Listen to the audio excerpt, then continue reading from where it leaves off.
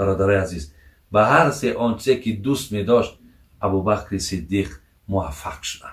خوش به حالشون برادر عزیز، چی محبوبیت داشتن، چی قدر جانفدایی داشتن، چی بنده های خوشبختی بودن که حیاتشون با پیامبر گرامی سپری کردن. خسر پیامبر ببینید، پیامبر نازنین دخترشه ابوبکر صدیق، دختر ابوبکر صدیق عایشه را دوست می داشتن.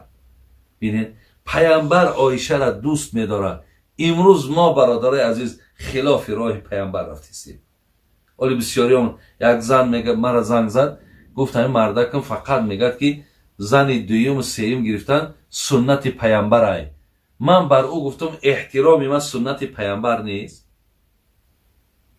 آیا مقصد تامین خانواده تا خوب کردن سنت پیامبر نیست؟ آیا با زبان شیرین قطعی صحبت کردن سنت پیامبر نیست؟ آیا پدر و مادر مرا یک همچون به حیث مهمان فیرات کنی، در خانه احترام شو کنی، این سنت پیامبر نیست؟ فقط همین زن دویم سنت پیامبره. گفتم آفرین به شما، آفرین به همین زنهایی که با سوادن، زنهایی که مقصد دانش دارین، خواندگی، تعلیم دارین. آفرین به شما.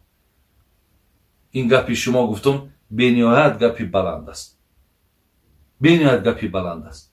ولی من در بسیاری از موضوع میگم که وقتی ما دعوا میکنیم سنت پیامبر میگیم، محبوبیت ما به سوی پیامبر مثال دایم زم میکنیم که ما پیامبر ای جان مانده دوست میداریم، میدونیم که پیامبر چی در زندگی با عایشه چه خیل بود.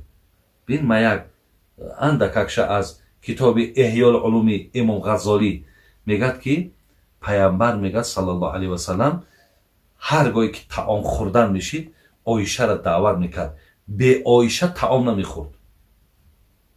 وقتی لبی دسترخوان دا می نشست حتما در کنارش عایشه را میشیناند. شما کردارای حضرت با کردارای ختان موافق کنید. 3 میگه وقتی عایشه یگان استخوان میگرفت میخواید گوشتاشه در زمین میماند، پیامبرمون همون را میگرفت دوام میداد. عایشه مادرمون میگه پاش حضرت دراز میکرد و سرش میگه در پیش بر من میماند و خواب میکرد. این بود زندگی پیامبر نازنین با عایشه.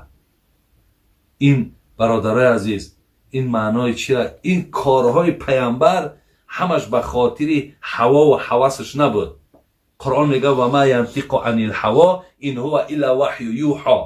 چیزی که پیامبر کرد همش از آسمان، از نزد الله مهربان فرمایش میشد. برای همین 3 چیزم ابوبکر صدیق دوست داشتن. ما با میگردیم تکرار، پیامبر خوشبویی را دوست می داشتن، زنشان را دوست می داشتن، نماز را دوست می داشتن.